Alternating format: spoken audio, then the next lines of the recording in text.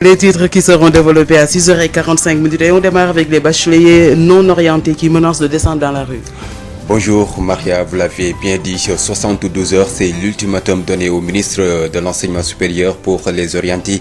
Sinon, ces 1348 bacheliers non orientés vont descendre dans la rue ou battre le macadam. Ils exigent la réouverture de la plateforme pour pouvoir s'inscrire à nouveau. Le collectif a fait face à la presse. Désordre dans la cohérence territoriale. Diakhao souffre de l'inefficacité du dernier découpage administratif. Le maire de la commune plaide pour une correction.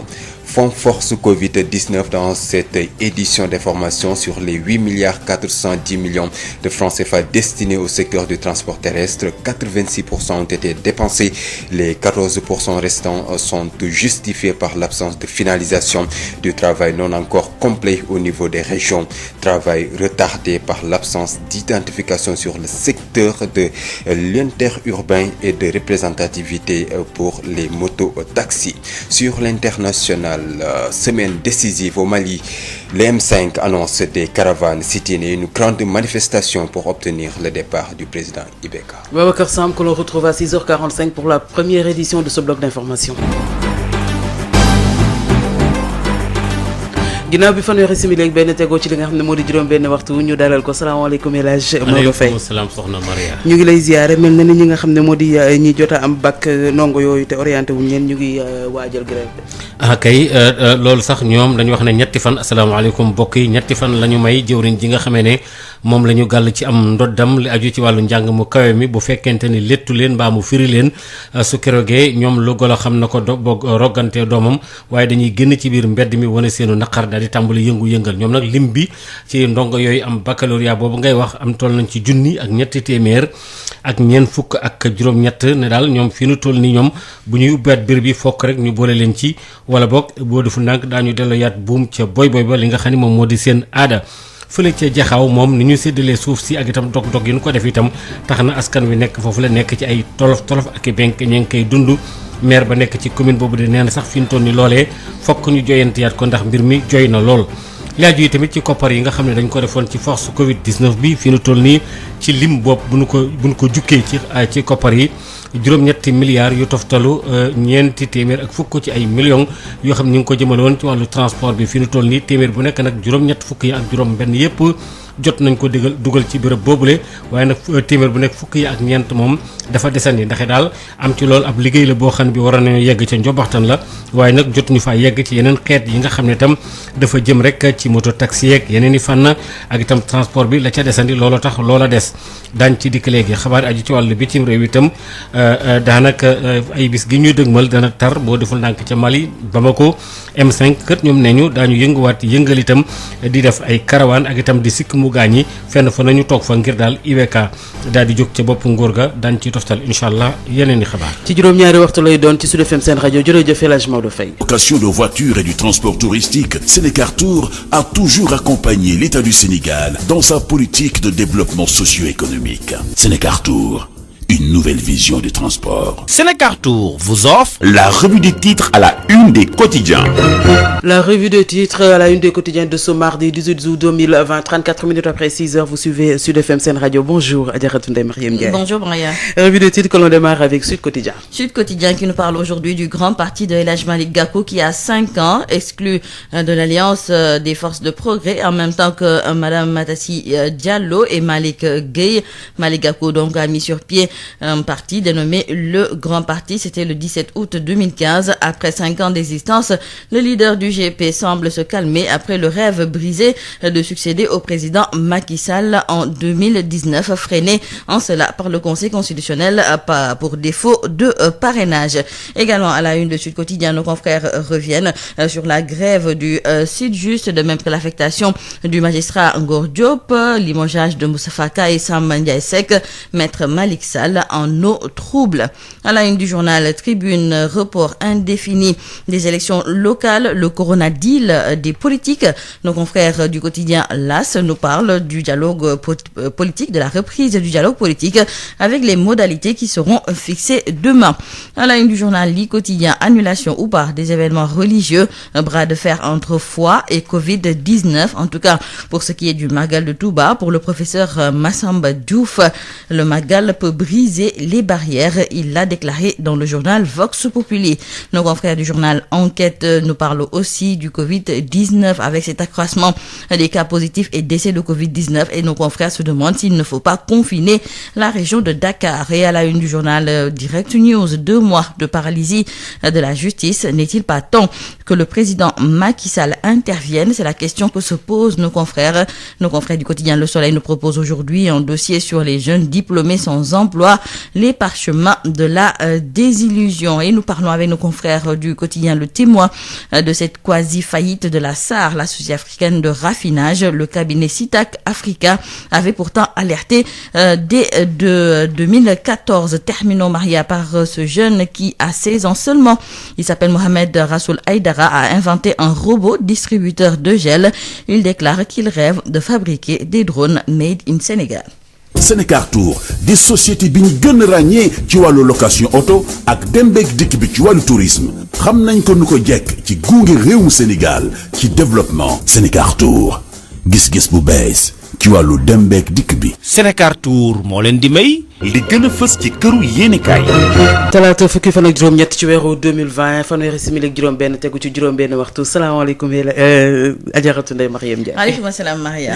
ñu ngi lay ziare suba si. delloo ziar. aywa ñu dem ci li nga xam ne rek moom la yéenekaay xëyee tey ci seen xët tàmbali suñu biir kër Sud Quotidien. Sud Quotidien tey jii di xëyee ci parti bi di grand parti te El Hadj Malick Gakou jiite ko ñu nga xamal nag ne juróomi at ngi nii ginnaaw ba mu ko taxawalee suñu naataango yi nag tey jii di ñëwaat ci jaar-jaaru parti boobu nañu ko taxawalee ak tamit ban dayo la am fii ci mim réew. Li ci am ba des moom mooy ne kii di Malick Gakou bëggoon na bokk ci élection présidentielle yi wante nag ñàkkum ay parrainage loolu moom moo tax ba mu jéew ca bokk. Ba léegi ci xët bu njëkk boo culikaay bi di Sud Quotidien suñu naataango yi di ñëwaat ci wàllu yoon ñu daal di ci nemmeeku yenn ci ay rëq-rëq yu bëri. Ba ci njëkk moom mooy grève waa Sytjust ak tamit affectation magistrat Ngor Diop ñu ne déet ni waay ñaar ñii di Moustapha Ka ak Samba Ndiaye Seck yi nga xam ne dañu leen a dàq. Loolu yëpp nag culikaay bi di Sud Quotidien la mu ca gis moom mooy ne joriñ ji di maître Malick Sall moom fu mu nekk ni nag ministère googu mu yore bëri na ay jafe-jafe yañ ca nemmeeku. Tribune moom di ñu xamal ne ci wàllu élection locale yi ba léegi kenn xamagul nag kañ lañ ko fas yéene amal. La yéenekaay di ñu xamal ne ci wàllu dialogue politique bi moom bu suba la Famara Ibrahima Sagna daal di woote ngir nag ñu daal di waxtaanee ci naka lañ ko fas yéene yeggaliwaatee. lii quotidien moom mooy laajte ndax yenn ci ay xew-xew diine yu ñu fas yéene amal ndax dañu ko war a gàntal am déet. Vox Populi jax ci kàddu professeur Massamba Diouf moom muy xamle ne màggal bi moom mun nañu ko bàyyi mu daal di am wante su fekkente ne nag li ni mel day nekk daal faw ñu daal di koy amal ci ay anam yu jaar yoon. Enquête yéen kay ba léegi ci mbas bi di Covid 19 moom mooy laajte ndax Dakar sax jotul ñu daal di koy tëj ndaxte ñi am feebar bi dañu fee bëri. Direct News moom di ñëwaat ci xeex bi nga xam ne wala boog grève bi nga xam ne waa Sytjust moom la ñu nekkee ñaari weer a ngi nii ñu banque seeni yoxoo. Le Soleil tey jii di ñëwaat ci yenn ci ay ndaw yoo xam ne jàng nañu ba am seen diplôme wante nag ngir ñu am xëy loolu moom moo nekk seeni jafe-jafe. Le Témoin du ñu xamal ne SAR Société africaine de raffinage ñuy wax nag ne fu mu nekk ni daal seen liggéey dafa tagga témbe. Cabinet Sitac Africa bu yàgg la ko waxoon ci atum 2014 sax la doon li ni mel jeexale ko nag ak xale bii nga xam ne am na ci lu tolloo fukki at ak juróom benn moom mi ngi tudd Mohamed Rassoul Aïdara daal dinay defal nag benn robot boo xam ne day séddale li ñu tuddee gel hydroalcoolique moom moomu sax di xamle ne li ni mel laata mu doon mën a nekk bind na décidé na def na lu ne te it vacances yi nga xam ne ak corona bi moom la ñu amoon ci la daal di profito ngir daal di tabax nag drone boobu nga xam ne moom mooy tax ñuy séddale ay gel hydroalcoolique ñuy fàttali ne xale bu ndaw la mi ngi am ci lu tolloo fukki at ak juróom benn. kookoo jara woon de Adjaratou Ndeye Mariam. waaw kooku moom modèle la. moo jara fësal na ko yàlla jàppale te sàmm ko. ay ca fileeg ci kanam incha allah. On trouvera un peu plus tard pour la revue de la presse 39 minutes après 6 heures place à Info Éco avec Habsa Elimane Wane. La BICIS, Banque internationale pour le commerce et l'industrie du Sénégal, la BICIS, la banque d'un monde qui change, vous offre le journal de l'économie. Bonjour et bienvenue. Les mesures prises par l'État du Sénégal pour accompagner les entreprises et l'économie durant la crise sanitaire n'ont pas donné de résultats probants. Sentiment de l'expert financier Guy Silva Thiam. Selon lui, il est temps que l'État revoie le système économique. Le report du paiement de l'impôt dû au 31 décembre jusqu'au 15 juillet n'est pas pertinent parce que ces entreprises-là ne pouvaient pas payer au 30 avril. Et donc, les 2 mois que l'économie n'a pas encore redémarré en juillet, ces entreprises n'en ont pas pleinement profité. L'autre mesure, c'est le financement bancaire de la trésorerie des entreprises. Malheureusement, sur les 200 milliards mis en place, il y a moins de 10 milliards qui sont utilisés par les entreprises parce que les entreprises n'y voient pas l'intérêt de faire appel à cette trésorerie-là. Mais également, les critères d'obtention, 3 mois de salaire brut payé alors que les cotisations sociales ne sont pas suspendues. Alors ces entreprises-là n'ont pas intérêt à s'endetter uniquement pour payer. Les entreprises préfèrent négocier avec les salariés des conditions beaucoup plus avantageuses. Il y a le remboursement de la trésorerie de l'État qui jusqu'à présent tarde à se faire. Il y a moins de 150 milliards qui sont payés alors que l'État devait payer pour 320 milliards de dettes intérieures. Aujourd'hui, il faut reconnaître que l'État a voulu accompagner mais n'a pas réussi à accompagner les entreprises même si cette peuvent y trouver leur compte. Mais durant la grosse période de la pandémie, aucune entreprise n'a pu être valablement accompagnée du fait des procédures longues ou du fait de l'inopérabilité de la mesure prise. La Covid nous a montré que notre économie est extrêmement extravertie. Il serait temps que l'État repense son système économique en passant par le transfert de technologie chanté par Mansour Kaman. Si on n'arrive pas à ce transfert de technologie-là, quelle que soit la crise externe qui va nous tomber dessus, nous serons encore extrêmement vulnérables. Le journal de l'économie, c'est fini. Merci de votre fidélité. La BICIS, Banque internationale pour le commerce et l'industrie du Sénégal, la BICIS, la banque d'un monde qui change, vous a offert le journal de l'économie. Présenté par Hapsa Elimane Wane et place maintenant à Info Santé qui nous parle ce matin de la sensibilisation sur les violences faites aux femmes en période de Covid-19 et sur la santé de reproduction. La campagne digitale And Aar Jigéen Ñi a été lancée hier. Info Santé fait également le point ce matin sur la situation épidémiologique du VIH/Sida au Sénégal et c'est avec Marie-Rosalie Ndiaye. Biotox anti-moustique pour le corps, les vêtements, les rideaux et draps vous protège contre les moustiques chez l'adulte et l'enfant. Val d'Afrique vous offre votre journal de la santé. Bonjour chers auditeurs, les organisations partenaires, Association des journalistes en santé, population, développement, Association des jeunes avocats du Sénégal, l'Association des juristes sénégalais et Pipi Global ont lancé hier la campagne digitale And Aar Jigéen Ñi Covid-19 avec comme principal objectif de sensibiliser les populations sur les violences contre les femmes en temps de crise, de sensibiliser sur la santé reproductive des femmes et des filles considérées comme essentielles, mais aussi de poursuivre le débat national sur l'avortement médicalisé. Les explications de Menguenias, responsable programme plaidoyer de Pipi Global, coordonnatrice des activités du projet Voix pour la santé. Le projet Voix pour la santé, c'est un projet qui a été mis en place et été mis en œuvre par Pipi Global et ses 3 partenaires, dont l'AJSPD, qui est l'association des journalistes en santé, population et développement, l'AJAS, l'association des jeunes avocats du Sénégal, et l'AJS, l'association des juristes sénégalaises. Ce programme est articulé autour de 3 piliers, dont la communication qui est portée par l'AJSPD, les journalistes, le plaidoyer pour la réforme de la loi sur l'avortement qui est porté par l'AJS, et enfin le mouvement des jeunes qui est porté par l'AJAS. Et comme vous le savez, depuis mars déjà, nous sommes confrontés à cette pandémie de Covid-19. C'est ce qui a vraiment amené Pipi Global et ses 3 partenaires à reformuler une stratégie pour continuer à dérouler les activités du projet qui doit prendre fin normalement d'ici mars 2021. Ainsi, c'est dans ce cadre que les 3 partenaires ont élaboré un plan de contingence qui sera mis en œuvre exclusivement à travers une campagne digitale lancée aujourd'hui le 17 août 2020 qui s'appelle And Aar Jigéen Ñi. Cette campagne digitale a 3 objectifs. Le premier objectif, c'est de sensibiliser sur la violence faite aux femmes durant la période de Covid-19. Le deuxième objectif, c'est de veiller à ce que la santé de la reproduction des femmes et des filles soit considérée comme essentielle durant la Covid-19. Et le troisième objectif, c'est de poursuivre le débat national sur l'avortement médicalisé que le plaidoyer avait déjà commencé à mener pour définitivement apporter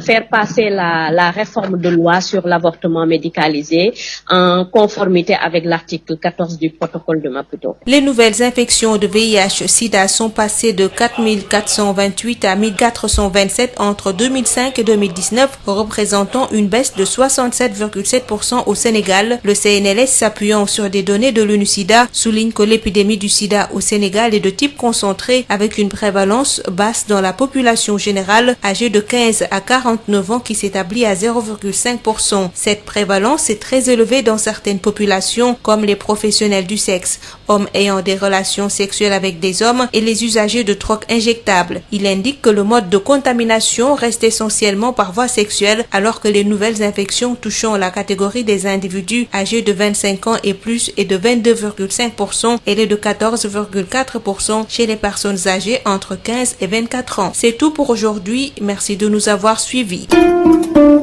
Biotox anti-moustique pour le corps, les vêtements, les rideaux et draps vous protège contre les moustiques chez l'adulte et l'enfant. Val d'Afrique vous a offert votre journal de la santé. Bienvenue sur Sud FM. Sud FM, l'info, c'est ici. L'info, c'est ici, la ronde de l'information, comme tous les matins, Sud Matin, Babacar Samb, rebonjour. Rebonjour Maria. On démarre cette première édition avec ces bacheliers non orientés qui menacent de descendre dans la rue. 72 heures, c'est l'ultimatum donné au ministre de l'Enseignement supérieur pour les orienter. Sinon, ces 1348 bacheliers non orientés vont battre le macadam. Ils exigent la réouverture de la plateforme pour pouvoir s'inscrire à nouveau. Le collectif a fait face à la presse. Désordre dans la cohérence territoriale. Diakhao souffre de l'inefficacité du dernier découpage administratif. Le maire de la commune plaide pour une correction.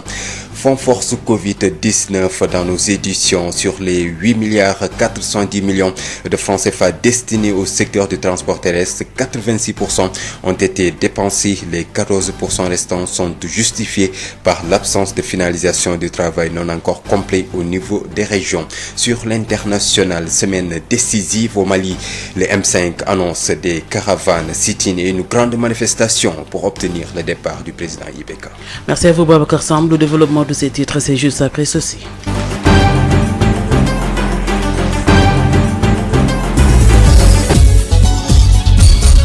Babacar Samb. Bonjour, bienvenue et merci d'écouter sur FM Sen Radio pour vous informer. Ils sont au total 1348 les bacheliers non orientés qui donnent un ultimatum de 72 heures au ministre de l'Enseignement supérieur pour les orienter. Sinon, ils menacent de descendre dans la rue. Ces bacheliers non orientés qui ont commis, je vous le rappelle, des erreurs dans la plateforme exigent la réouverture pour pouvoir s'inscrire à nouveau. Le collectif demande à la tutelle de matérialiser les instructions du chef de l'État. Ils ont fait face à la presse. Souleymane Diouf, le coordonnateur du collectif, au micro de Birama Ndiaye. Le lendemain des conseils des ministres, il a fait un communiqué en disant que tous les bacheliers qui ont eu un problème, il va falloir qu'ils deviennent rapprochés au niveau du ministère.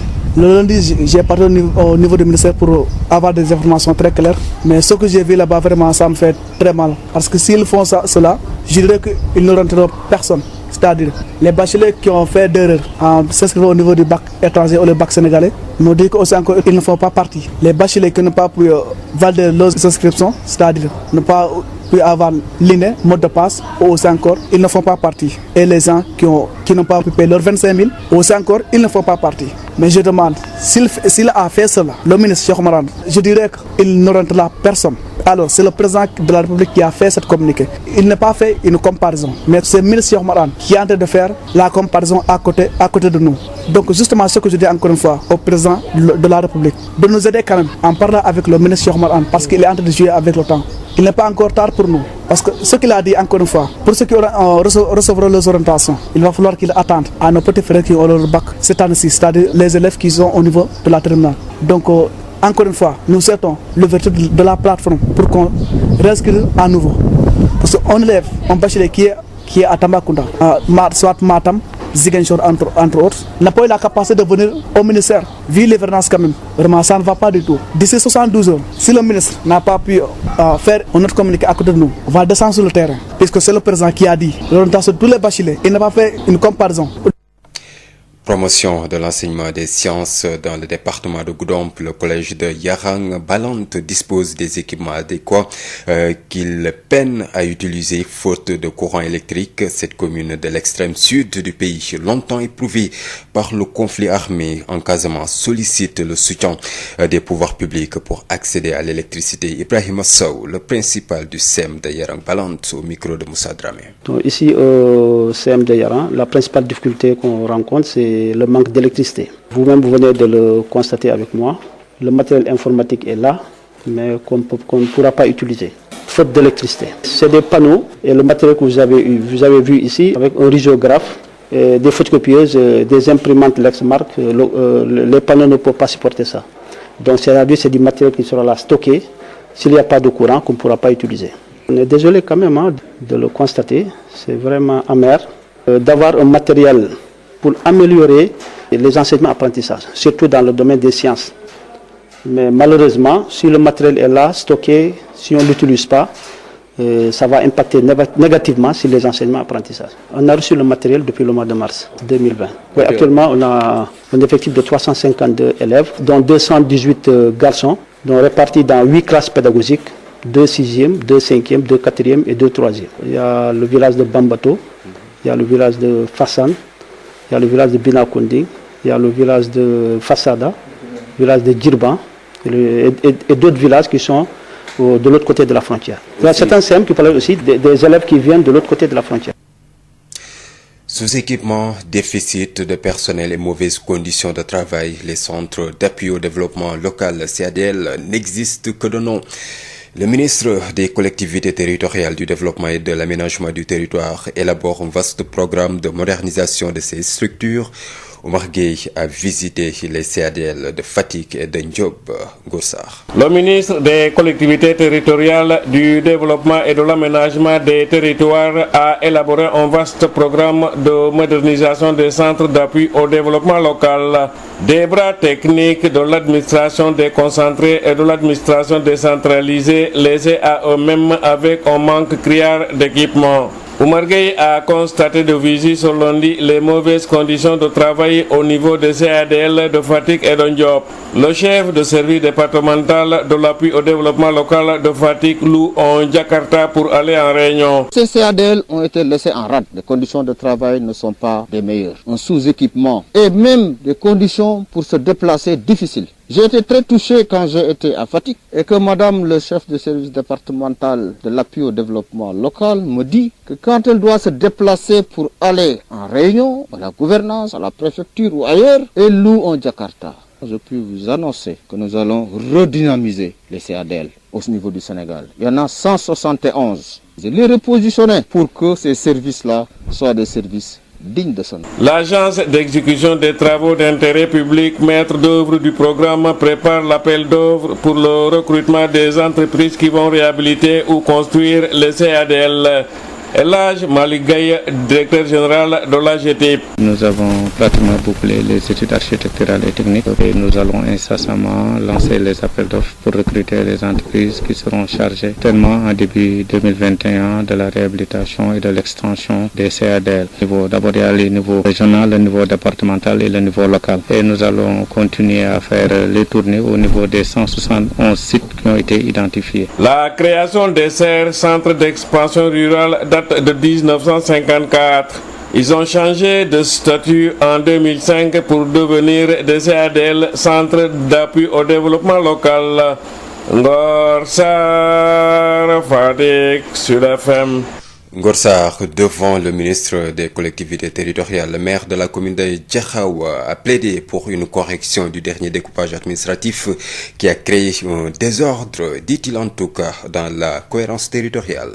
Pape Biram Touré, au micro de Ngor Sarr. On va pouvoir vous apprendre les moments des découpages et des actes qui ont été posés à l'époque et qui ont créé un désordre dans la cohérence territoriale. Et il y a un besoin de correction. Nous ne le disons pas pour notre chapelle ou bien pour notre collectivité personnelle, mais nous le disons pour la cohérence territoriale, mais aussi dans l'intérêt des populations. Aujourd'hui, vous interrogerez les 4 maires, en tout cas des 5 communes que constitue Diakhao. Nous avons besoin de quelques corrections pour rendre beaucoup plus efficace notre travail. Aujourd'hui, nous sommes dans le territoire de Diakhao et qui aujourd'hui n'habite plus le chef-lieu de l'arrondissement. Diakhao a été toujours le chef-lieu de l'arrondissement depuis les indépendances. Ce qui est arrivé, c'est qu'à un moment donné du découpage, Diakhao a été érigé en commune et les communes devaient être rattachées aux préfectures. Mais un texte avait dit qu'après un moment donné, que la commune de Diakhao revienne sous l'administration de l'arrondissement. Entre-temps, effectivement, la sous-préfecture avait été choisie ailleurs. Mais à un moment où Diakhao est revenu, je pense qu'il est beaucoup plus cohérent, de par son histoire,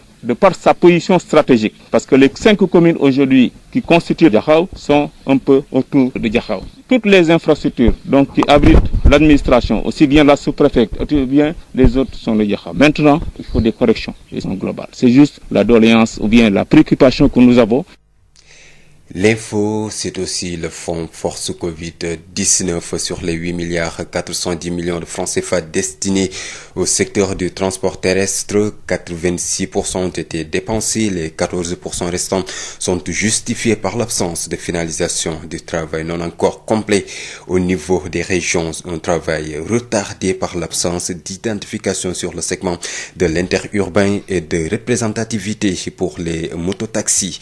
Le ministre des Transports a rencontré hier lundi le comité Force Covid-19 d'Enisia Sambou. 8 milliards 410 millions de francs CFA d'enveloppe du secteur des transports terrestres. Face à la délégation des membres du comité Force Covid-19, le ministre Oumar Youm a fait le point sur la répartition de ces fonds. Nous avons eu aujourd'hui l'honneur, mais vraiment le devoir de recevoir le président du comité et tous les éminents membres de ce comité pour leur faire le point sur ce qui a été fait des fonds de 8 milliards 410 millions de francs CFA qui sont aujourd'hui une information importante mobilisée et distribuée à concurrence de plus de 86%. Ça veut dire qu'il y a eu quand même 14% à tenir en compte qui sont justifiés par l'absence du travail au niveau des régions qui n'est pas encore complet et de certains gouverneurs doivent nous accompagner bien sûr dans la finalisation de ces opérations pour permettre à ces acteurs de recevoir les sommes qui leur sont dues. Une absence de mobilisation de fonds à 100% due à des problèmes d'organisation et d'identification. Nous avons vraiment des problèmes d'identification des acteurs du transport sur le segment de l'interurbain.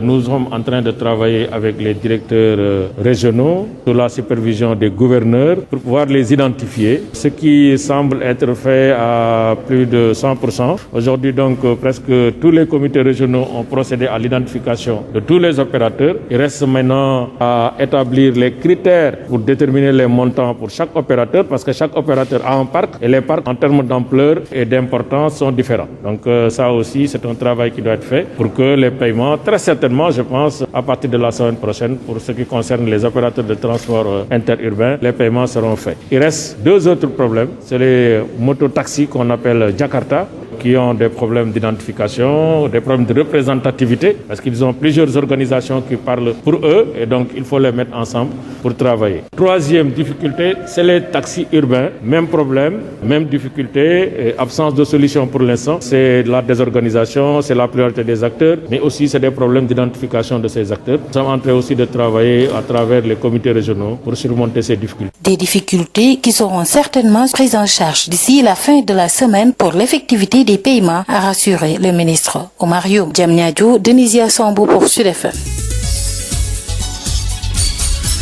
Sud International. L'actualité hors de chez nous qui nous mène au Mali. Après sa grande manifestation du 11 août dernier, le M5 annonce une semaine décisive marquée par une série d'activités pour obtenir la démission du président Ibrahima Boubacar Keïta. Caravane, marche, sit-in et une grande manifestation vendredi prochain sont annoncés à la suite d'un point de presse animé par les acteurs. Ces derniers justement sont favorables au dialogue avec le président malien, mais sous condition, Maria. Merci à vous Babacar Sam. On vous retrouve à 7h30 pour la seconde édition. juróom-ñaari waxtu ci Sud FM seen rajo dellu di leen ziyaaraat bu baax a baax El Hadj Maodo salaamaaleykum. aleykum salaam soxna Maria. xibaar yi ci yaatal pàcc bu njëkk bi ñu tàmbali kook étudiants élèves yooyu nga xam ne dañoo am bac te orienté guñu leen. kay loolu am na toll nañ ci junni ak ñetti téeméer ak ñeent fukk ak juróom-ñett bokk yi gannaaw ba ñu leen nuyuwaate asalaamaaleykum ci loolu ci la ñuy dooree xabaar yi ñetti fan yàlla la ñu wax ne daal jëwriñ ji nga xam ne moom la ñu dénk njàng mu kawe mi su fekkente ni seen i mbir yéey nu yàbbi ci wàllu fànn boobule dañuy daal di delloo yaat buum ca boy ba dañ ci dikkle gi ci biir xabaar yi dañ ci toftali tamit lépp loo xam ne aju na ci fii nu toll nii li amoon itam ci force Covid 19 bi ci ak koppar yi nga xam ne jot na ci dugg itam wala ci wàllu transport bi ak leeral yi nga xam ne itam indi nañ ko ci daañu ci dikk léegi ak Denis Samb daañu ci toftal incha allah yeneen i xabaar Alioune Badara Socé moo nekk ci xarala gi. bu ko defee rek ñu daal di ñëw ci yaatal gi.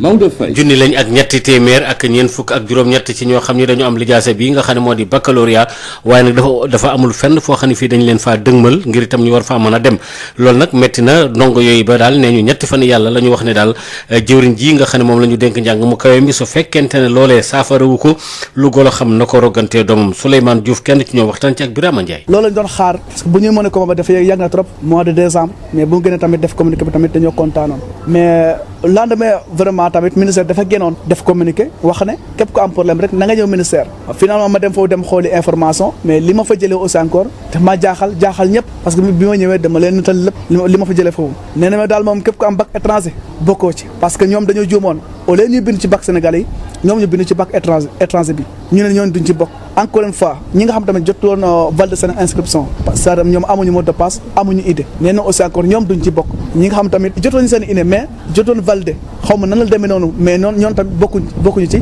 ak ñi nga xam ne tamit jotoon fay seen 25000 ñoom tamit nee na bokkuñu ci encore une fois may wax ne maanaam bu fekkee ne loolu tamit kan la ñu war a orienté gisuma kenn ku ñu war a orienté parce que 1348 moom bu fa nekkee problème moo tax mu nekk foofu fii nii mais comme président bi nag moo gën ne maanaam nañu orienté xale yi ñi desoon 2019 li waroon mooy moom ci boppam mu ubbiwaat plateforme bi mais bi ma xam ne lii ay caaxaan la bi mu ne maanaam képp ku am problème na nga ñëw ministère ci laa xam lii ay caaxaan la parce que ñi dëkk Ziguinchor Tambacounda Matam ñoom tamit pour ñu déplacé ñëw Dakar loolu tamit dina métti ci ñoom en plus lu mu waxaat ne maanaam dañu xaar suñu rakk ñi war am bac déwén ñu xaar leen bu ñu am seen orientation ñu doon ñu orienté loolu duñu ko nangu tey duñu ko nangu ëllëg parce que ñun 2019 la ñu am suñu bac mënuñu xaar ba 2021 duñu ko xaar tey duñu ko xaar ëllëg moom daal ñun li ñu bëgg mooy ñu xam fu ñu feete mais mënoo ñëw ñun da ngay joxe fichier xam nga ak numéro téléphone date de naissance numéro table loolu dafa ndaw li nekkoon solution mooy mu ouvert plateforme ku ne bindu li la arrangé moom immédiatement mu orienté ci parce que 1348 lañ yaakaar naa mën na ko mën a régler au plus vite par exemple mu defee communiqué ne maanaam nañ orienté xale yi moom mu ñëw teg ay critères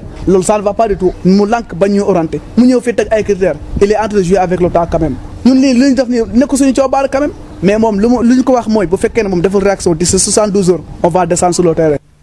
li aju ci wàllu njàng mi itam njàng mu kawe mi ci wàllu science nga xam ne dafa jëm ci wàllu xarala ak xarañ gi gën ko suqali jëmale ko ci kaw ci département bu Goudomp moom foofa daara ja fa nekk ci Yarang Balant moom wax nañu ne am na ay jumtukaay naam yoo xam ne yi dana leen mën a may daal ñu jëfandikoo loolee waaye nag mënuñu ko ndax amuñu courant ndax foofee léeg-léeg courant bi day faral di dog mu indi ay jafe-jafe Ibrahima Sow mi jiite CM boobule ci Yarang Balant waxtaan ci ak mu kii di Moussa Dramé. waaw fii ñun si CM Yarang jafe-jafe bu ñu am mooy ñàkk courant bi soo xoolee ama projet PAEPCA bu mu tabaxee dafa équipé dafa am matériel bu takku bu mu andi fi mooy rideau pour photocopieuse yi am na ay imprimante aussi loolu yëpp du dox su amul courant te gis ngeen Yarang amul courant vraiment loolu moo ñu sonnal trop man su may dem photocopier fii damay dem ba Samine vraiment regardez les va-et-vient c'est compliqué da ngay dem ba Samine pour photocopier loolu xam nga métti na trop même enseignement apprentissage yi vraiment daf ko naxasal vraiment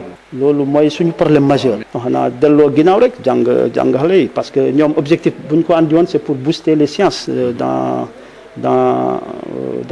l'enseignement dans les enseignements apprentissage améliorer un peu les sciences mais comme loolu amul vraiment xam nga loolu ñu ngi koy ñaawlu vraiment suñu sañoon Yaram vraiment mu nekk commune mooy commune Yaram Balante te soo xoolee commune Yaram Balante village yu ko sos yëpp am nañu courant les communes bi moo amul alors que Yaran lu mu soxla commune fii Yaran y a beaucoup d'infrastructures à Yaran nous on comprend pas vraiment pourquoi commune bi léegi amul courant. li aju tamit ci béréb bi nga xam ne moom la di BCADL nga xam ne moom daanaka dafa nekk benn béréb boo xam ne bii ab centre la boo xam ne dafa jëm ci appui développement local waaye nag daanaka am dañoo tumuranke ci lépp tur wa rek fa nekk fi ñu toll nii ministre bi ñu dénk wàllu collectivité territoriale yenn gox-goxaat yi ak itam li koy soqali jëmale ko ci kaw Omar Gueye sax ma nga woon ca gox yooyee xool na béréb bi waaye nag fi ñu toll nii doy na waar loolu Ngor Sarr. ministre bi yore wàllu collectivité territoriale développement ak aménagement des territoires taxawal na benn programme bu am solo pour mun a defaraat yi ñuy wax centre d'appui au développement local muy ay béréb yu am solo ci taxawaaye bu ñu am ci service état bi waaye it ci collectivité territoriale yi fu mu ne nii nag amuñu benn jumtuwaay bu fa ne Omar Gueye gisal na boppam altine bi li nga xamante ne moom mooy liggéey bu tar bi ñu nekkee ci CADL bu Fatick ak bu Ndiop chef service départemental CADL bu Fatick bu bëggee demee ci réunion sax dafay luwee ba ni Jakarta. suñu ñëw tey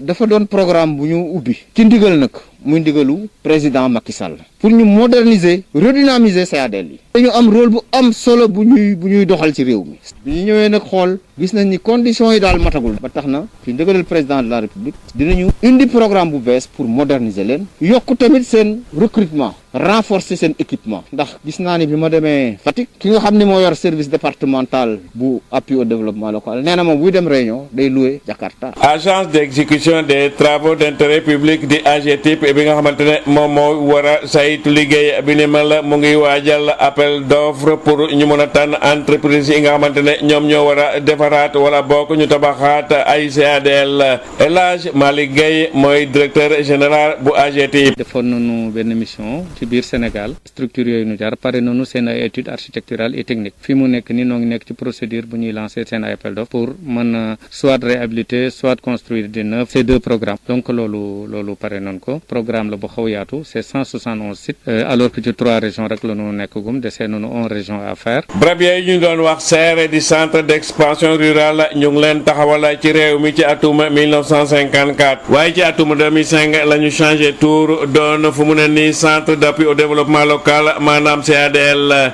Ngor Sarr Fatick Sud FM. mu Ngor ñu ngi lay jaajëfal bu baax a baax maire ba nekk ca commune bu Jaxaaw moom nee na dañoo war a defaraat mbir yi ndax seen béréb boobu leen niñ ko daal di defee ay dog-dog daal gox-goxaat yi ñu ko daal def ko ay pàcc daal fokk rek ñu daal koy joyantiyaat su dul loolu kat dara du baax Pape Birahim Touré waxtaan ci ak Ngor Sarr.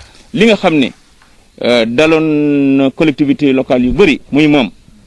donc ñu indi ci ay correction parce que population yi dañ ci souffrir ba léegi ndaxte administration wala population dafa war a jege administration mais ci niñ ko defee woon te defin bu gaaw la woon defin bu profité la woon parce que peut-être que obéir loon ci ay développement administré yi ñoom ñëpp dañoo sori seen administration donc bu dul loon tey li sous-préfecture bi nga xam ne moom la ñu wax mooy arrondissement Ndiop nekk fii biir Jaxaaw su dul loon li mu fi nekk donc tey kii dina jóge Mbelaka Jaw kii dina jóge Jawle kii dina jóge feneen dem ba ci beneen extrémité bi pour dem seeti ki nga xam ne moom mooy sous-préfecture donc leneen ni loolu moo tax ñu ne ko ñu indi cohérence bi et aussi cohérence entre les communes yi nga xam ne peut-être que defoon nañ ko découpage entre Jaxaw ak Thiaré am na correction yoo xam ne mun nañ ko defee techniciens yi dangu nañ ko ñi nga xam ne ñooy maires yi aussi comprendre nañ li may wax loolu aussi suñ ko demandé c'est au bénéfice des populations te man gëm naa ne yow xam naa sa pas-pas ci wàllu développement donc lu mu laaj incha di nga ko ci def.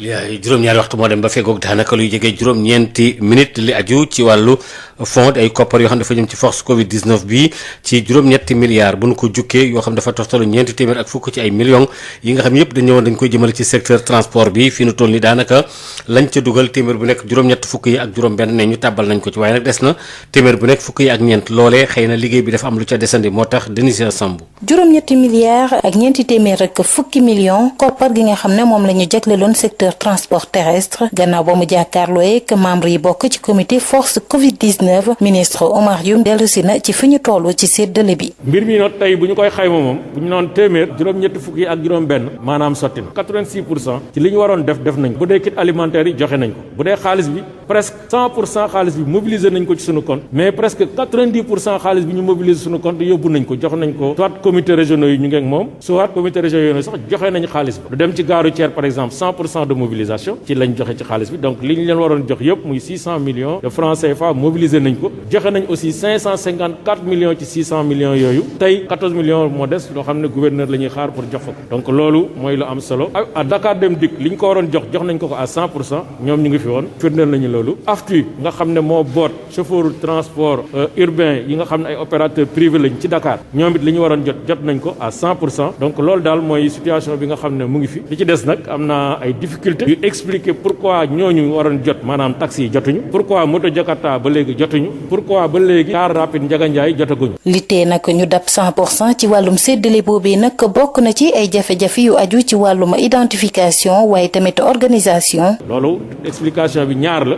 benn bi mooy ñoom dañu organiser wul comme ni AFTU organisé pour mën a jot xaalis bi ci fanam yu gaaw te wóor beneen bi mooy il faut que ñu def seen recensement parce que xaalis bi dañu ne dañ ko war a joxe pour tenir compte ñi nga xam ne dañ ko war a bénéficier mooy koo xam ne existé nga maanaam sa existence dafa régulière te it yaa ngi liggéey dëgg ci secteur bi parce que secteur bi nag bu ñu xoolee agrément yi toll nañ ci plus de 140 000 agréments yu ñu joxe te li mu wóor mooy agrément yooyu yëpp ñi ko moom amuñu ay oto donc dañ bëgg a jox koo xam ne am nga oto sa oto nekk na à jour mu ngi doon daw ba bi mbas mi di am te loolu nag faaw liggéey la lay laaj boo xam ne nii day wóoral parce que li tardeel daal mooy wóoral ba nga xam ne ku ci war a jot doo ci jot ki ko war a jot rek moo koy jot. jafe-jafe yoo xam ne nag bu ñu sukkandikoo ci ministre bi dinañ ci andi saafara laata njeexteelu semaine bi ngir secteur yëpp mën a jot seen koppar Diamniadio Denise Yassombo pour Sud FM. ngir suqaliyaat wàllu tourisme ci nekk ci biir réew mi fële ca Saly nga xam ne yenn béréb yi nga xam ne yu taaru la gannaaw ba nga xamee ne itam ñu ngi xool nu ñu koy defee wala nu ñu koy defee fegale ko Covid-19 bi ministère bi ñu dénk wàllu fànn boobule am nañ ci ay ndaje yu ñu ci doon amal Babacar Sow. fexe ni ñuy suqaliwaatee wàllum tourisme ci biir Saly ginnaaw bu nga xamee yolomal nañu bépp ndogal bu itteel coronavirus ñi ci yëngatu bëgg nañu aar li nga xamee ni moo di bërëbi liggéeykaay rawatina ñay liggéey ak lañ cay am ndajale boo xam ni ci diggante ministre du tourisme Alioune Sarr ak ñi nga xamee ni ñoo ciy yëngatu jëwriñ ji di ñaan lépp loo xam ni jëm na ci wàllum crédit bi ni ñuy doxalee tourisme bi ñu gën koo dooleel Alioune Sarr jëwriñ jore wàllum tourisme. point yi nga xam ne ci la ñuy defee relance secteur touristique après mbas bi à hauteur de 15 milliards. wax naa bi ci ëpp solo mooy relance dooleel crédit hôtelier touristique gis ngeen ni ci biir mbas mi crédit hôtelier touristique moo tax entreprise yi ñu mën a aar entreprise yi d'abord hôtel yi ba daanawuñu waaye aussi ñu mën a xëy yi nekk ci biir entreprise yi aussi ñu mën leen a bañ a ñàkk ndax tey gis ngeen hôtel yi ñu visité yi bu fekkoon te travailleurs yi maanaam ñi fiy liggéey fekk ñu leen fi bu fekkoon amuñu woon xaalis pour fay courant fay ndox mais ubbi tey bi du mën a nekk loolu nag li tax ñu am ko mooy crédit hôtelier bi nga xam ne moo leen financer seen besoin en fonds de roulement crédit hôtelier boobu njiitu réew mi joxe na tegtal pour que 2020-2023 ñu dugg ci xaalis bu bëri pour ñu dooleel doonub ndaje boo xam ni itam yëkkati na ay kàddu yéey ci li nga xamee ni moo jëm ci wàllum taxaw ci doxalinu lépp lu itteel wàllum tourisme rawatina wàllu dem beeg dëkk bi ci jaww ji ak li mu mën a jural réewum Sénégal bu ci ñëpp dugalee seen loxo Alioune Sarr jëwriñ ji nekk ci bopp tourisme ci gouvernement Sénégal. ni ñu ko defee ci crédit hôtelier aussi noonu la ñu koy defee ci crédit transport aérien donc loolu am solo la bëggoon ko wax secteur privé pour ñu bàyyi xel ne loolu dañ ko wax am na yeneen point yoo xam ne wax na restaurant jaroon ma ci delluwaat mais daal crédit hôtelier ak crédit transport aérien maa ngi wax secteur privé de la chaîne de valeur touristique ci réew mi Sénégal yëpp ndax yemuñu Saly rek fii ba Matam fii ba Kédougou les 14 régions du Sénégal amul benn boo xam ne fàtt nañu kon loolu nekk na loo xam ne dañ ko dooleel pour que justement ñu mën a am relance touristique bu am doole ndax touriste lu ma téeméeri junni doomu Sénégal ñoo ciy liggéey xëy bés bu yàlla sàkk donc loolu bu tumarankee ñëpp a ko yëg ci réew mi kon moo tax vraiment maa ngi ñaanal encore ñëpp ñu jàpp ci ba mu nekk succès bu nekkee succès tourisme mooy succès Sénégal te succès Sénégal mooy succès ku nekk. Alioune Sarr doon ñaaxaale mboole seen ñi yëngatu ci wàllum tourisme ñu def seen kéemtalaay kattan ba dëkkook ndogal yi nga xamee ni dina faagaagal coronavirus Babacar Sow dañ ca jokkoo ak yéen fii ci Mbour pour Sud FM. Babacar ñu ngi lay jaajëfal bu baax a baax soxna Maria kon foofu la xabaar yi boole. jërëjëf Hadj Maodo Faye ñu ngi lay jox dig daje fii ak juróom-ñetti waxtu incha allah ngir yeneen i xibaar.